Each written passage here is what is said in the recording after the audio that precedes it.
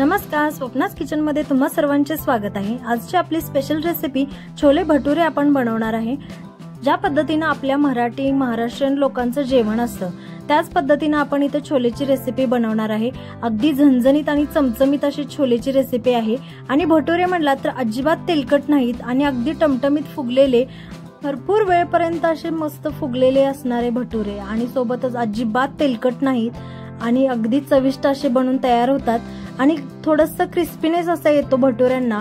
त्याची मी इतर रेसिपी तुमच्याबरोबर शेअर करणार आहे। आता व्हिडिओमध्ये तुम्ही पाहतच आहात अशा पद्धतीने असे टमटमीत फुगलेले, आतूनही अगदी बबल्स आलेले आहेत या भटुऱ्यांना आणि लेयर्सही आलेले आहेत। छोले भटुरे बनवणं तितकंसं अवघड नाहीच, प्रॉपर रेसिपी त्याची माहित असली की परफेक्ट असे छोले भटुरे बनून तयार होतात। छोले म्हटले की त्याच्यावरती आपल्याला चपातीपेक्षा काहीतरी वेगळं असावं असं वाटतं, तर अशा पद्धतीने तुम्ही भटुरे बनवून खाऊ शकता।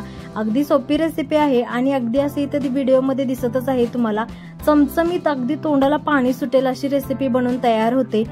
छोले तर एवढे टेस्टी बनतात की तुम्ही भटुऱ्यांशिवाय चमच्याने छोले खाऊ शकता, एवढी टेस्टी भाजी बनते। आता सुरुवातीला आपल्याला इथं चणे भिजवून घ्यायचे आहेत। हे छोले आहेत ते आपल्याला भिजवून पहिल्यांदा घ्यायचे आहेत। भिजवत असताना मात्र थोडंसं कोमट पाणी करून त्याच्यामध्ये थोडासा खायचा सोडा टाकून घ्यायचा आणि भिजवून घ्यायचे। आता संध्याकाळी बनवणार असाल तर सकाळी भिजत घाला किंवा सकाळी बनवणार असाल तर आदल्या रात्री भिजवून घ्या। आता शिजण्यासाठी आपल्याला छोले ठेवायचे आहेत, त्याच्यासाठी आपण पहिल्यांदा इथं गरम पाण्यामध्ये चहापूड उकळून घ्यायचे आहे आणि छोले कुकरमध्ये घेतलेले आहेत मी काढून। आता त्याच्यामध्ये थोडेसे खडे मसाले टाकायचे, तमालपत्राची 2 पानं, 2 छोटे दालचिनीचे तुकडे, 5-7 मिरे आणि 5-7 लवंगा टाकलेले आहेत। आता याच्यामध्येच आपण जे चहा पावडरीचं पाणी बनवून घेतलेलं आहे ते याच्यामध्ये टाकायचं। हे फक्त रंग येण्यासाठी उपयोगी पडणार आहे आपल्याला। छोल्यांना असा काळसर रंग येतो त्यामुळे दिसायला खूप छान दिसतात, अगदी पंजाबी स्टाईल वाले छोले दिसतात, म्हणून इथं आपण चहा पावडरीचं पाणी टाकलेलं आहे। आता 1 चमचा मीठ टाकून घेतलेला आहे आणि कुकरचं झाकण लावून आपल्याला इथं शिट्ट्या करून घ्यायच्या आहेत कुकरच्या। आता छोले अगदी मऊसूत शिजावेत याच्यासाठी मी 1 चिमटभरच खायचा सोडा वापरलेला आहे, त्यामुळे अगदी छोले मऊसूत असे शिजतात। आता इथं आपल्याला कुकरचं झाकण लावून घेतलेलं आहे। कुकरच्या आपल्याला इथं 7 शिट्ट्या करून घ्यायच्या आहेत। कुकरच्या शिट्ट्या होत्यात तोपर्यंत आपण इथं पीठ भिजवून घेणार आहे भटुरेसाठी। 3 वाटी इथं मी मैदा घेतलेला आहे। आता त्याच्या मापानुसार आपल्याला इथं 1 वाटीला थोडासा कमी असा रवा वापरायचा आहे। त्याचं योग्य प्रमाण घेतलं म्हणजे भटुरे अगदी मस्त परफेक्ट बनतात। 2 वाटी जर मैदा घेतला असेल तर अर्धी वाटी रवा वापरायचा आहे। चवीनुसार मीठ टाकलेलं आहे, सोबतच अर्धा चमचा याच्यामध्ये खायचा सोडा आणि अर्धा चमचा बेकिंग पावडर वापरायचे आहे आपल्याला। त्यामुळेच अगदी टमटमीत फुगतात आणि भरपूर वेळपर्यंत असे क्रिस्पी राहतात भटुरे आणि मऊ पडत नाहीत किंवा भटुरे असे तेलकटही होत नाहीत। आता याच्यामध्ये आपण इथं अर्धा वाटी दही वापरलेला आहे। 3 वाटी मैदा घेतलेला आहे, त्याच्यासाठी मी अर्धा वाटी इथं दही वापरलेला आहे। भटुरे करत असताना आपल्याला पीठ भिजवणं फार महत्वाचं आहे, परफेक्ट असं पीठ भिजवायला लागतं। आता मैद्याबरोबर आपण इथं रवाही वापरलेला आहे, त्यामुळे अगदी क्रिस्पी असे भटुरे बनून तयार होतात, त्यामुळेच इथं आपण रव्याचा वापर केलेला आहे। आता पूर्ण असं दही मिक्स करून घ्यायचं पिठामध्ये आणि आता पाणी ऍड करत असताना आपल्याला अगदी थोडं थोडं ऍड करायचं। ऑलरेडी आपण दही वापरलेलं आहे याच्यामध्ये, त्यामुळे जास्त पातळी होऊ नये किंवा जास्त घट्टही होऊ नये याचा अंदाज घेत आपल्याला पिठामध्ये पाणी ऍड करायचं आहे। आता थोडं थोडं पाणी ऍड करत मिक्स करत इथं मी मळून घेत आहे। अगदी आपण चपातीची कणिक मळतो तशा पद्धतीने अजिबात मळायचं नाही, अगदी सैलसर असं पीठ मळून घ्यायचं आहे आपल्याला। आता 1 ग्लासमधील थोडंसं पाणी राखलेलं आहे मी इथं, जरा कमी 1 ग्लास पाणी इथं मला लागलेलं आहे पीठ मळून घेण्यासाठी। चपातीची कणिक आपण ज्याप्रमाणे मळतो त्याप्रमाणे अजिबात इथं मळायचं नाही भटुऱ्याचं पीठ। अगदी सैलसर सगळं एकत्र पीठ मिक्स झालं पाण्यामध्ये आणि दह्यामध्ये की नंतर याच्यामध्ये आपल्याला असं हाताने असं मर्दत बसायची गरज लागत नाही। तर जी मी पद्धत वापरत आहे अशा पद्धतीने पीठ मळून घ्यायचं आहे, सैलसर असं पीठ। थोडंसं इथं आपल्याला आपटावं लागेल परातीमध्ये पीठ, त्या पद्धतीने मळून घ्यायचं। अगदी खसाखसा हाताने मळायचं नाही। सैलसर पीठ मळून झालं की नंतर थोडंसं तेलाचा हात लावून अगदी पीठ आपल्याला भिजायला ठेवायचं आहे। कुकर आपला थंड होईपर्यंत आणि आपले बाकीचे मसाले वगैरे बनवून घेईपर्यंत, कांदा टोमॅटो चिरेपर्यंत पीठ आपलं अगदी परफेक्ट असं भिजून तयार होतं, म्हणजे किमान अर्धा तास तरी लागतो पीठ भिजायला। त्या पद्धतीने आता तेलाचा थोडा हात लावून ही पीठ मळून घेतलेलं आहे, अगदी परफेक्ट असं झालेलं आहे। आता तुम्ही इथं पाहतच आहात याच्यातील गरा परफेक्ट असा भिजला पाहिजे। शक्यतो एकदम बारीक रव्याचा वापर करायचा, त्यामुळे तो पटकन असा भिजला जातो जर गडबडीच्या वेळेत बनवणार असाल तर। नाहीतर अनादर टाइम तुम्ही 1 तास ही भिजवलं तरी चालेल, पीठ परफेक्ट असं भिजतं। आता इथं छोले कशा पद्धतीने शिजलेले आहेत मी तुम्हाला दाखवत आहे। अगदी परफेक्ट असे शिजलेले आहेत। याच्यामध्ये जास्त पाण्याचाही नाही वापर केलेला, मी 2 ग्लासच पाणी वापरलेलं आहे याच्यामध्ये आणि परफेक्ट असे छोले शिजलेले आहेत। आता इथं आपण चॉपिंग करून घेणार आहे। थोडं टोमॅटो 2 वापरलेले आहेत मी, कांदे 3 वापरलेले आहेत। छोले चमचमीत होण्यासाठी थोडंसं तेलाचा वापर जास्त केला तरी चालेल।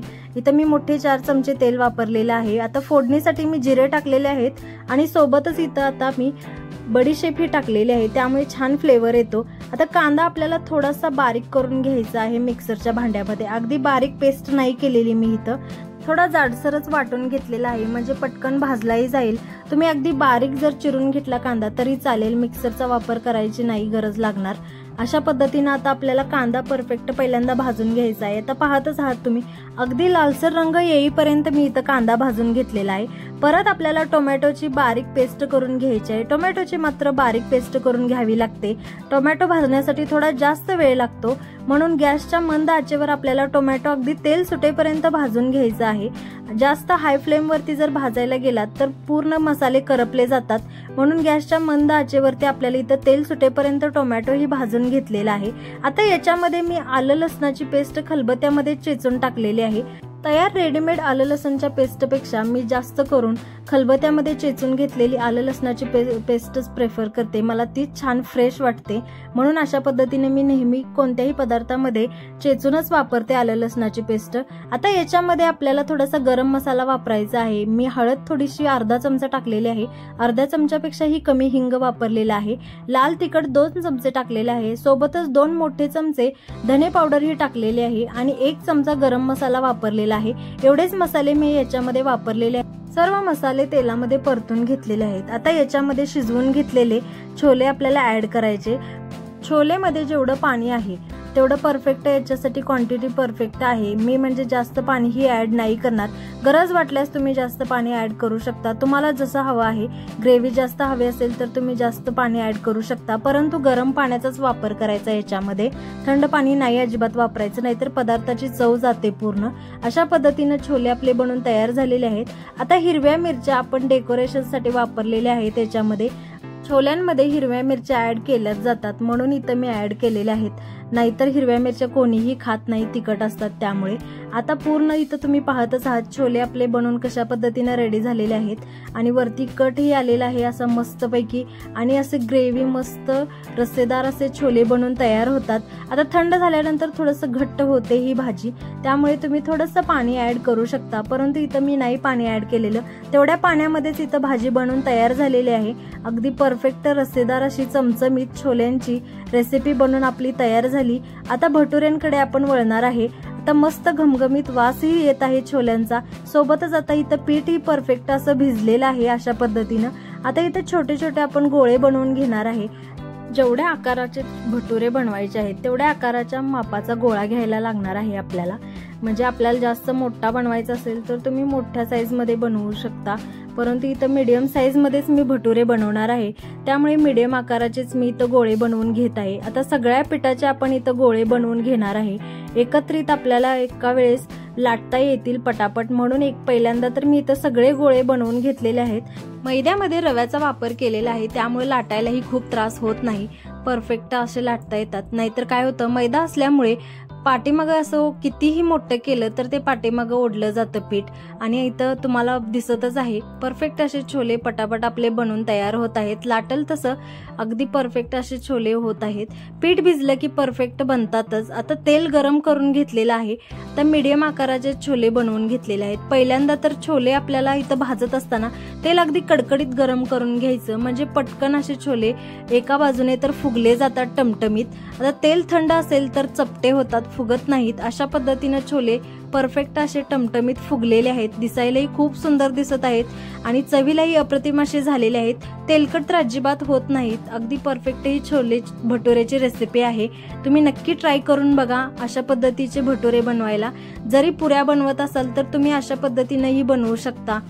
भटुरे बनवत असताना मात्र थोडेसे जाडसर बनवावे लागतात, म्हणजे ते छोल्यांबरोबर खायला छान वाटतं।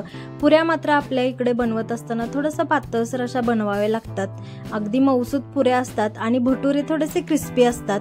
सेम आता याच पद्धतीने आपण सर्व भटुरे बनवून घेणार आहे आणि व्हिडिओमध्ये तुम्ही पाहतच आहात अगदी परफेक्ट असे टमटमीत फुगून तयार झालेले आहेत भटुरे।